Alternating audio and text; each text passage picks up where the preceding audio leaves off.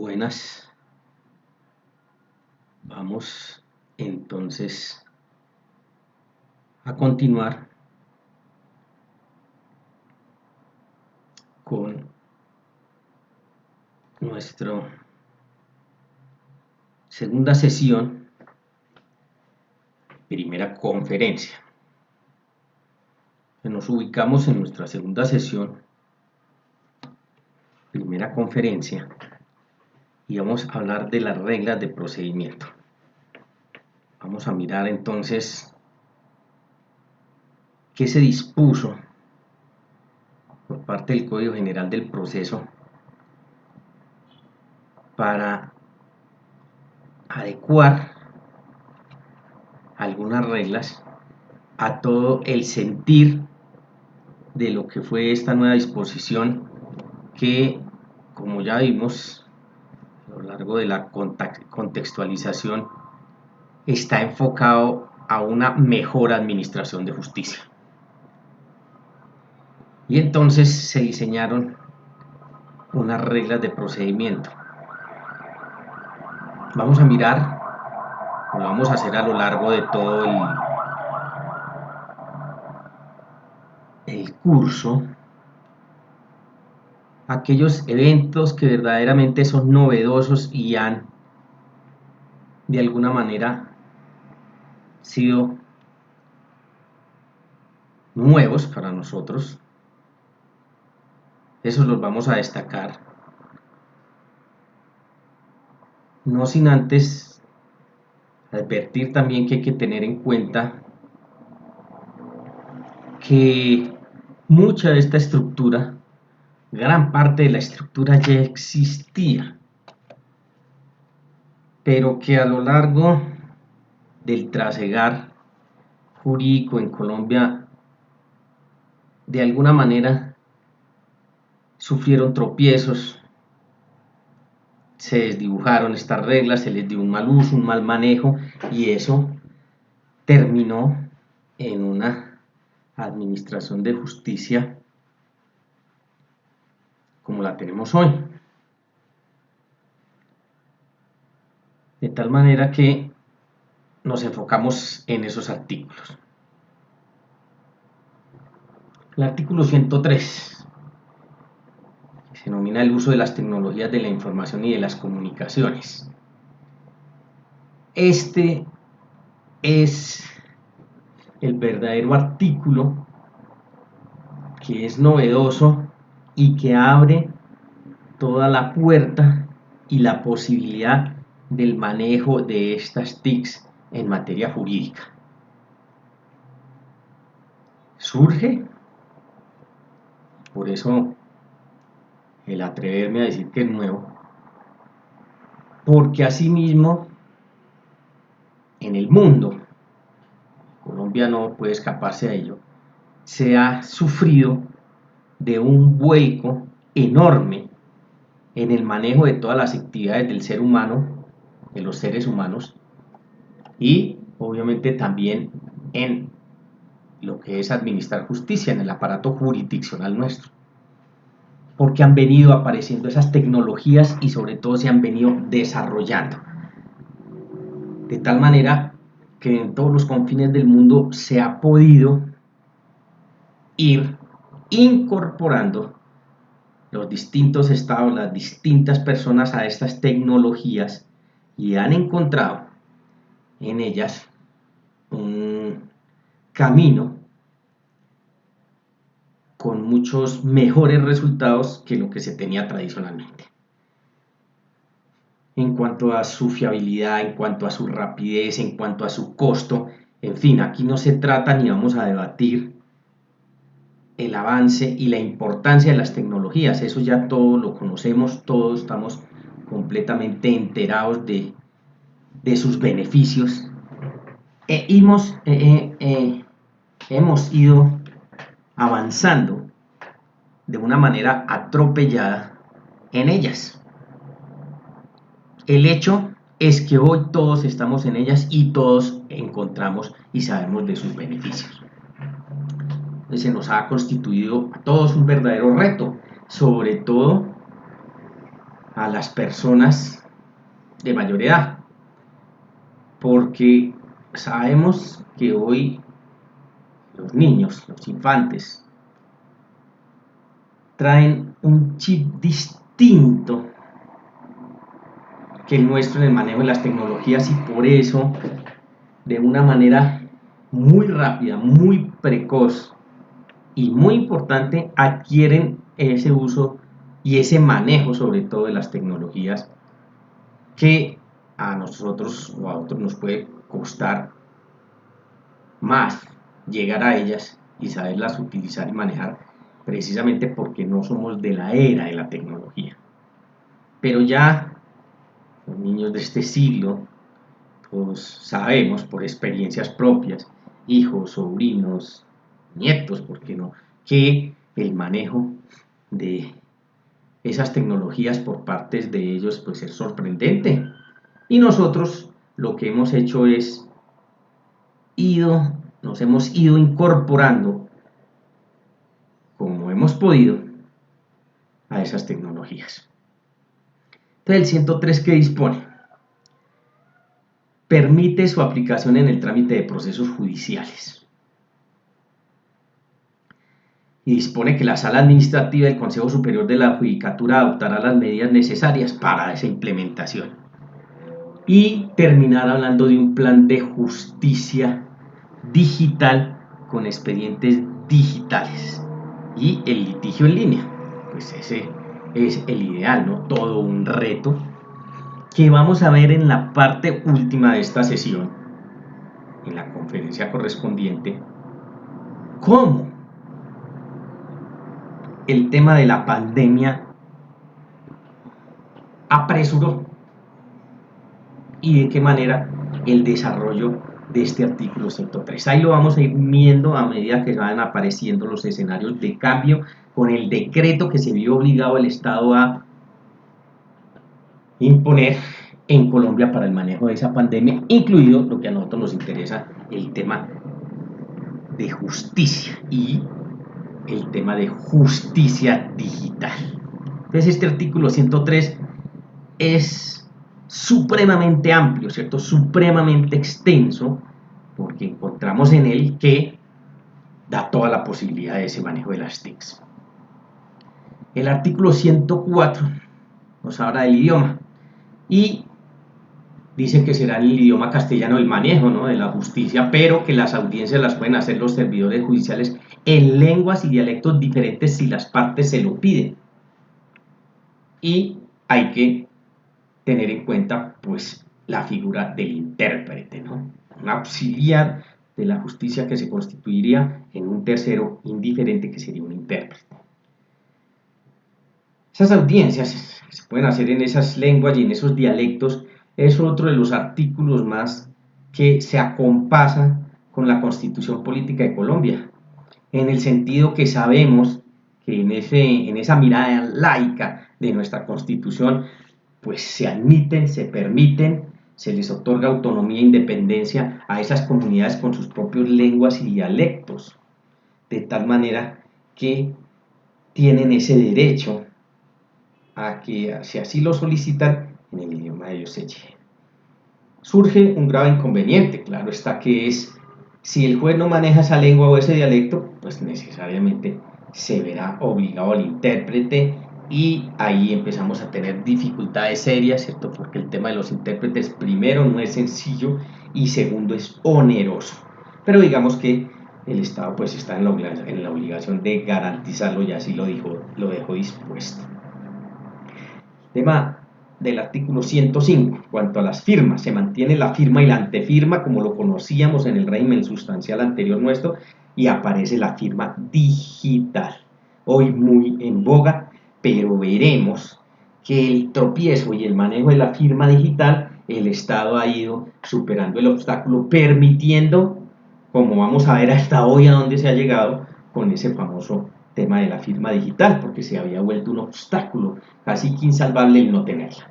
Y si nosotros vamos a disponer de un sistema el cual requiera de una formalidad técnica como la firma digital y no la tengan todos los sujetos procesales, pues necesariamente estaríamos ahí ante un obstáculo insalvable, pero eso se ha ido morigerando y veremos hasta qué punto hemos llegado. Es más, nosotros lo tuvimos, o el Estado colombiano quiso, desde la ley 794-2003, ahí existe un parágrafo en el cual dispone, un parágrafo que era transitorio, que decía que el Consejo Superior de la Judicatura tendría un año para implementar todas las firmas digitales de los secretarios de despachos judiciales. ¿Vean desde qué año les estoy hablando? Y todavía tenemos tropiezos con eso, que es un nicho muy pequeño, porque el tema de firma digital para todos los sujetos procesales pues se amplía y de qué manera, pero miren la dificultad que se ha tenido al interior de la misma rama judicial para sus servidores, secretarios que la tuviesen todos y no ha sido posible implementarla, por eso entonces eso se ha morigerado y de qué manera. El 106 nos habla de la actuación judicial, también podemos decir nuevo, bueno, más que nuevo, unos apartes nuevos en el Código General del Proceso, para actuaciones, audiencias y diligencias judiciales en días y horas hábiles, pero dispone entonces en aras del ejercicio de la Administración de Justicia y de garantizar ese libre acceso a la Administración de Justicia y poder cumplir, entonces, ¿qué dispuso? Que por ley o el juez la pueden hacer en horas inhábiles. Antes se requería de unas habilitaciones expresas que volvían o torpedían también la actuación judicial porque se necesitaba contar con ese permiso. Hoy no. Por eso quedó dispuesto que las iniciadas en horas hábiles, días hábiles, pueden o podrán continuarse en horas inhábiles sin necesidad de habilitación expresa. Y esto, pues es lo nuevo, que no se requiere ese permiso sino de esta habilitación expresa, que estará determinada por ley o el juez. Entonces, vemos el escenario que esta regla entonces permite que en aras de esa administración de justicia, como todos la queremos, se pueda acudir entonces a realizar ese tipo de actuaciones al interior de audiencias o diligencias sin esa habilitación expresa. Simplemente por necesidades del servicio del juez, así si proviene del juez, en aras de la necesidad del servicio, pues él, en asocio con los otros sujetos procesales, pues determinará que requiere hacerlo en esas horas. Y por experiencia del legislador, como casi todo, para las reformas en Colombia, pues ha podido entender que hay lugares en Colombia donde lo que nosotros llamamos hábiles, como pueden ser en la capital de la República, en esos otros lugares, pues las actividades se realizan en horas que para nosotros son inhábiles. Pero vean que es la contradicción, porque eso es para nosotros, los citadinos y los que tenemos este tipo de actividad, para ellos son totalmente hábiles. Entonces estamos hablando del ejemplo rural, donde el día del mercado, por ejemplo, es un sábado, y nosotros tendríamos que entender que un horario de juzgado en una ciudad capital como Bogotá, los sábados no tenemos servicio en la administración de justicia en el ramo civil y sus afines.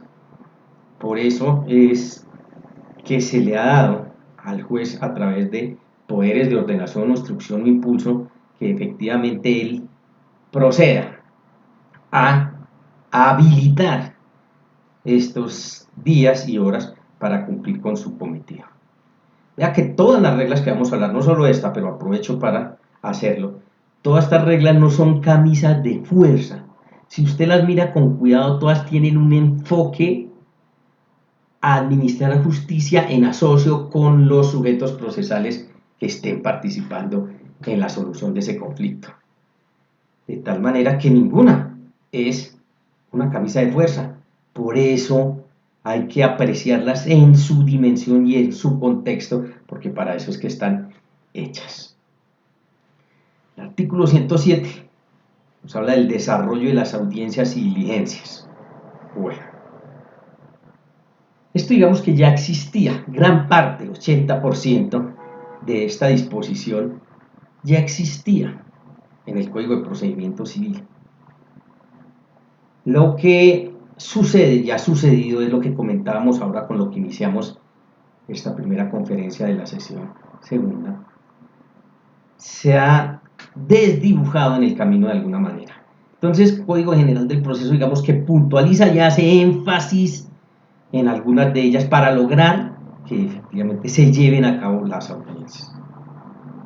Ya también lo veíamos en la contextualización, que el Código General del Proceso tiene una meta muy clara y es a que se hagan las audiencias y no como erróneamente se venía haciendo, y era que con cualquier cosa no se hacían las audiencias. No, vamos a dar el cambio, vamos a dar el cambio de 180 grados. Ahora tenemos todos que estar dispuestos, con la mejor disposición, para realizar efectivamente las audiencias.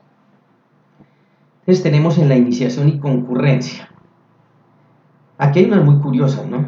Porque, por ejemplo, esta dice la audiencia o la diligencia iniciará en el primer minuto de la hora señalada.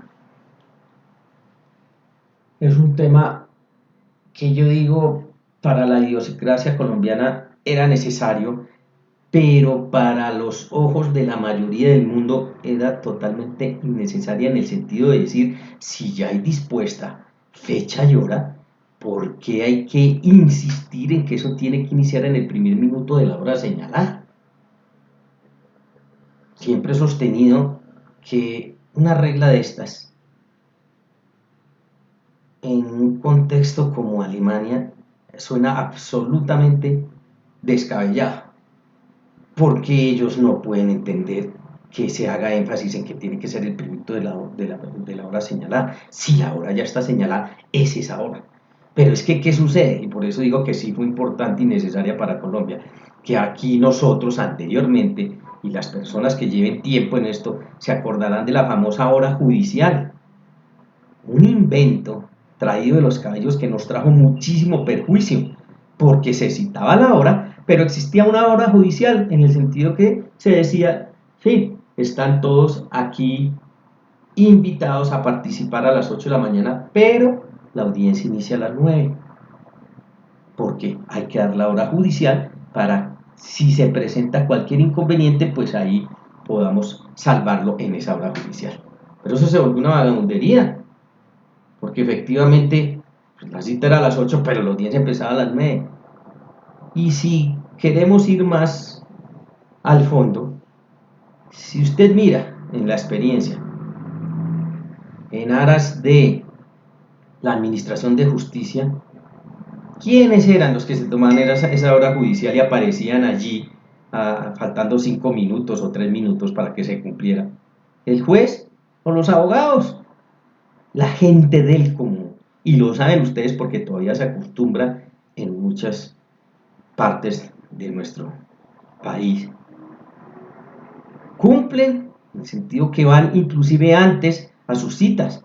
Y efectivamente esas personas llegaban a la hora que los citaban. Y desde allí empezaba un mal ambiente, en el sentido de que, bueno, pero nos citaron a las 8, ¿y por qué vamos a empezar a las 9? No era permitido. Entonces existía la hora judicial. Eso, digamos, se desmontó afortunadamente y ahí llegamos a ese escenario. Dice que deben concurrir el juez, los magistrados o pena de nulidad. Y aquí da entonces estricta aplicación al principio de inmediación. Tienen que concurrir el juez y los magistrados so pena de nulidad. Esto ha sido un evento y una situación que en Colombia también se ha tornado compleja y es supremamente sencilla. El juez tiene que estar pendiente en todas las actuaciones judiciales, en todas. Y entonces hay que disponer del manejo de la regla, porque entonces alguien dice o podría decir, no, pero ¿cómo se va a sentar 5 horas allá? Y si se presenta, ejemplo, una necesidad fisiológica, si hay necesidad de un receso para almuerzo, en fin. Bueno, todo esto lo puede manejar el juez y lo debe manejar el juez. Pero lo que le está diciendo es que tiene que estar pendiente en todas las actuaciones judiciales, so pena de nulidad. En cuerpos colegiados se dice, pero que se puede adelantar con la mayoría, y tema también que obligó a desarrollar la pandemia y más adelante veremos. Hernán Fabio López Blanco respecto a este punto dice que hay contradicción con el artículo 36 y este inciso del 107. Invito para que lo miren. Y en realidad hay una contradicción. entre ese artículo 36 y este 107, este primer inciso, respecto a que concurra la mayoría o se puede seguir con la mayoría cuando sean cuerpos colegiados. Esta es una regla que está muy bien intencionada, pero ha pasado como muchas de las que tenemos ahora y de las que se venían manejando desde el Código de Procedimiento Civil, que se quedaron en eso, en bien intencionadas. Porque desafortunadamente se ha tenido conocimiento que en algunos escenarios de estos cuerpos colegiados no se están adelantando, sino con la presencia de uno de los magistrados y no con la mayoría. O sea, se ha entendido, se malentendió o están malentendiendo la regla, la están malentendiendo efectivamente en el sentido de decir, no, pues se puede con la mayoría, entonces cualquier magistrado puede ausentarse por cualquier causa o en cualquier momento. No, esa nunca fue la intención de la regla. La regla dijo si hay una razón justificada, pues para no detener la administración de justicia, continuemos con la mayoría, pero era única y exclusivamente en ese caso, en el magistrado que se le presentara esa situación, pues fuera realmente por fuerza mayor o caso fortuito. Pero desafortunadamente ya se está viendo, les repito, en algunos escenarios, según ustedes han sido testigos de ello, en los cuales lo realiza o lleva la carga solo es el magistrado sustanciador, y al momento de ir a dictar sentencia sí concita a los otros y, digamos, dibuja de alguna manera soterrada esta figura porque dice se dictó en presencia de tantos o estábamos la mayoría o en fin, esa no era el sentido. Y además existe esa contradicción que el doctor Hernán Fabio López Blanco adujo en un congreso colombiano de derecho procesal. Las partes, los terceros que lleguen tarde la reciben como esté. Eso no es para nada nuevo, ya sabemos, los sujetos procesales pues llegan a la audiencia tarde, no se retrotraen las actuaciones, simplemente se continúa y ellos asumen, en el mejor sentido de la palabra, todas las consecuencias jurídicas de lo que ya haya sucedido, pero no por el hecho de llegar tarde, entonces se retrocede, se retrotrae la actuación. No. Sentencia por un juez distinto, obligatoria otra audiencia para alegar. Esta regla la traigo porque efectivamente es nueva y podemos estar ante el escenario de que la sentencia la dicte o se vea obligado a dictarle un juez distinto al que hubo conocimiento. Evento del artículo 121 del Código General del Proceso, ¿cierto? De la duración razonable del proceso. Que por razones del tiempo, como veremos también acá, puede que ese juez se vea obligado a declarar la pérdida automática de la competencia. Y por eso hablamos de un juez distinto. Y entonces, si eso sucede, si eso será así, será obligatorio para ese segundo juez que aparece citar a una audiencia para alegatos de conclusión. Audiencia para alegatos de conclusión que miren que nos está diciendo que puede repetirse. Porque resulta que si el primer juez, aquel que se tuvo y se vio obligado a declarar la pérdida automática de la competencia, ya realizó la audiencia para alegatos de conclusión, pero no alcanzó a dictar sentencia, el segundo juez que entra tiene que volver a citar audiencias para alegatos de conclusión. ¿Esto en qué está basado y esto en qué ambiente quedó dispuesto? En tratar de garantizar la inmediación para ese segundo juez que llegue. En el caso de no tener que vivir una situación que se llevara por delante el principio de inmediación, lo arrollara en el sentido que el primer juez le dejó o dejó ya toda la actuación adelantada, digamos, solo le faltó dictar sentencia, y el segundo, el que llega a dictarla, pues no tuvo conocimiento o por lo menos conocimiento directo de primera mano de las actuaciones judiciales. Por eso lo retrotrae hasta otra audiencia para alegatos de conclusión. Situación que está en estudio por parte de nuestra Corte Constitucional para determinar efectivamente si va a modificar o va a dejar esta regla. Me refiero a que consideren que con esta regla de tener que volver a citar a otra audiencia para alegatos de conclusión, garantizan para ese segundo juez el principio de inmediación. Vamos a ver, por el momento está pues dispuesta así.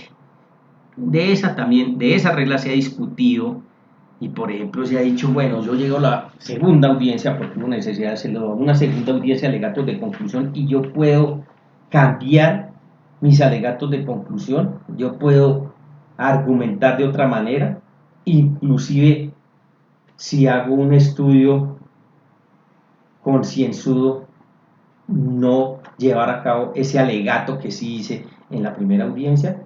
Y bueno, hay como siempre defensores y detractores, pero yo soy convencido que en la segunda audiencia para alegatos de conclusión hay libertad absoluta para que usted estructure y argumente sus alegatos como bien tenga, no importa que coincidan o no con la primera. Lo que sucede es que siendo coherentes, pues uno diría que no deberían variar ni presentar una diferencia grande entre la una y la otra, porque el ejercicio del derecho de acción o de defensa de uno como abogado pues está en ese sentido. Por tanto, así sea una segunda audiencia, pues ya les digo, uno siendo coherente tendría que decir que es muy similar, pero digamos que eso se ha presentado. Ya les digo, en mi criterio es absolutamente o existe absoluta libertad para que en esa segunda audiencia para alegatos de conclusión se puedan modificar como la parte a bien los tenga. Y a la parte me estoy refiriendo sobre todo, y lo saben ustedes, a los abogados.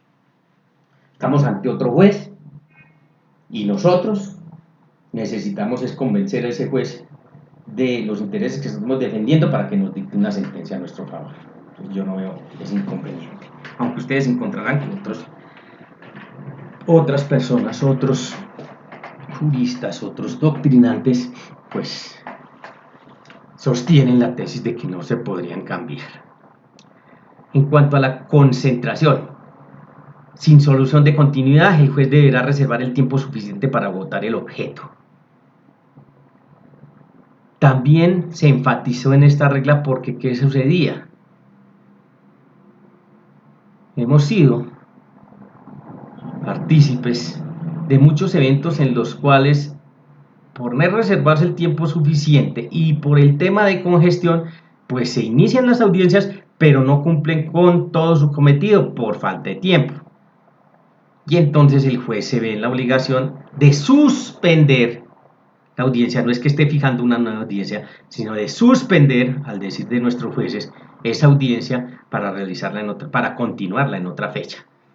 Pero es que ese ejercicio de suspender una audiencia en un país como el nuestro, con esa congestión y con esa mora judicial que hay, pues todos sabemos que perfectamente la suspensión puede generarse en tiempo, en 1 año y medio, en 2, porque dependiendo de la agenda de ese juez, entonces no va a poder sino reanudar hasta el año y medio porque tiene la agenda totalmente abarrotada.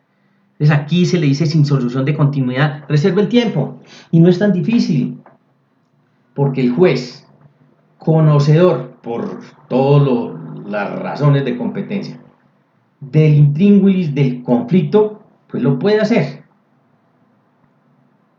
Y nosotros de esa manera lo entendemos y lo podemos visualizar también de una manera sencilla.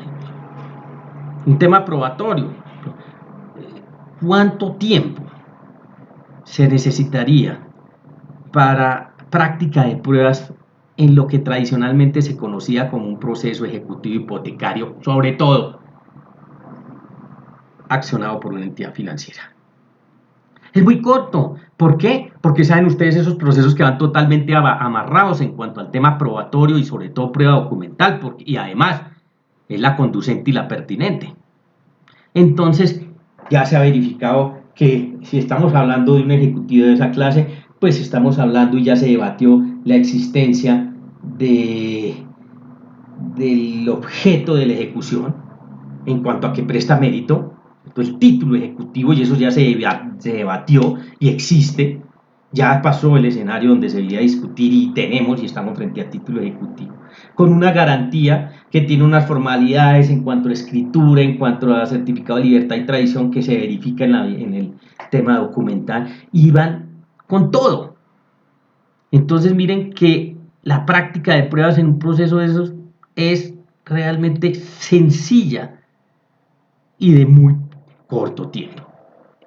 Mientras también podemos pensar y podemos entender que si estamos ante un proceso declarativo donde el auge probatorio es enorme de parte y parte y donde se solicitó y se decretaron 5 testigos de un lado y 4 del otro, en fin, pues usted va a entender que la sola práctica de los testimonios, y estamos hablando, digamos que en este caso el juez vaya a utilizar 3 de un lado y 2 del otro, son 5, pues no lo va a poder despachar en 15 minutos, porque tendrá que pensar en que tiene que atender 5 testimonios, 5 testigos diferentes, y eso requiere de un tiempo, bueno, que hay que saber por lo álgido del conflicto que no puede ser inferior a 45 minutos por testigo. De ese talante. Entonces, pero con base, y ya llega depurado, con base en la solicitud y el decreto, pues yo lo puedo calcular, y a eso es lo que se refiere, sin solución de continuidad. Entonces reserve el tiempo que sea necesario, y ya les digo, después tendrá.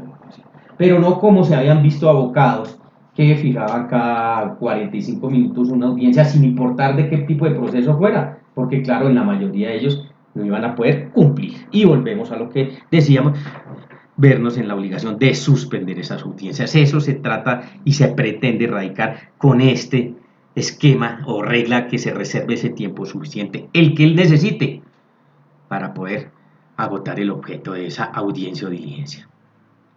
En cuanto a las intervenciones de 20 minutos, pero se puede autorizar un tiempo superior. También una norma sencilla, pero que tocó, digamos, parametrizarla. Todos ya entendemos afortunadamente que esos 20 minutos o el ejercicio del uso de la palabra es hasta que la persona o la parte lo requiera. Y me estoy refiriendo a que no es que sean 20 minutos siempre y usted tenga que intervenir 20 minutos, o que considere que está en el derecho a intervenir 20 minutos. No, ninguna de esas. Usted se le garantiza el derecho a participar hasta por 20 minutos. Y allí usted hará el uso del tiempo que requiera. Usted puede hacer una muy buena argumentación en 5 minutos. Y ese sería su intervención, o esa sería su intervención. No que empiece a repetir o empiece a tocar otros temas distintos para tratar de cobijar esos 20 minutos. No, y eso ya les digo, afortunadamente ya se está entendiendo en su estricto sentido. Hasta por 20 minutos. Y si el tema lo amerita, el juez puede considerar un tiempo superior, puede otorgar un tiempo superior a esos 20 minutos, que lo determinará allí mismo en la audiencia o diligencia. Y si así lo hace, así mismo tendrá que pensar cuando dé el uso de la palabra al derecho a la contradicción, porque si se requiere, pero solo si se requiere, también podrá autorizar un tiempo superior. La grabación en medios de audio y audiovisuales, sí, porque hoy es el esquema con base en el Código General del Proceso. Hay que dejar, o tiene que existir, la garantía de que la actuación judicial se grabó, porque ese es el mecanismo que hemos escogido en esta intención de una mayor oralidad. Grabación que está a cargo y bajo responsabilidad del Estado, no de las partes, del Estado. Y así lo tiene que garantizar, porque ya se han presentado inconvenientes en torno a eso, y obviamente que sabemos que la desigualdad entre las partes pues no solo existe, sino podría profundizarse si se le permitiera a una de ellas que manipulara o dispusiera de lo que a la grabación tuviera que hacerse. Entonces es una responsabilidad y una obligación del Estado. El principio de la publicidad garantizado, en el contexto que lo conocemos de vieja data, es aceptado, pero se puede restringir en los casos que el juez vea que es necesario. Caso muy común, caso muy típico, tenemos una audiencia para 20 personas, si quieren entrar 100, pues es absolutamente imposible dejar entrar las 100 personas, porque no se podría llevar a cabo la audiencia de este tipo y de ese talante. Las prohibiciones, o sea, las intervenciones orales no podrán ser sustituidas por escrito, otra de las normas como de la primera que hablábamos, que desafortunadamente tiene que quedar dentro del cuerpo de una ley, pero que desdicen mucho de nuestra idiosincrasia. Pues, obvio que las intervenciones orales, y si así están dispuestas, pues no pueden ser sustituidas por escrito. Eso es de perogrullo, es de fácil comprensión, pero en Colombia su aplicación presenta dificultad y todavía siguen viendo ustedes y seguimos viendo, ¿cierto? Que aún con todo y eso, inclusive muchos jueces optan por sustituirlas por escritos. Casos aberrantes como llevar las sentencias ya preparadas a una audiencia y simplemente irla a leer. Eso no es nada ni cerquita a lo que quiere hacerse con la oralidad. Entonces, el confundir y llegar a confundir que el hecho que yo ya la llevo preparada, pero allá la leo, lo estoy haciendo en un ámbito de la oralidad, pues que lejos estamos de eso. Bueno, tocó dejarla dispuesta. Y otros eventos que se consideran allí, las audiencias o diligencias que deben practicarse por fuera del despacho judicial o cuando se presenten fallas en los medios de grabación, podría hacerse por acta. Pues aquí tenemos que tener mucho cuidado porque este tránsito que está viviendo Colombia aún conlleva a muchos levantamientos de actas. Por eso dice que si hay fallas en los medios de grabación, porque lo decíamos hace un momentico que la grabación se tiene que garantizar para que efectivamente se pueda aplicar el Código General del Proceso, si no, no habría lugar.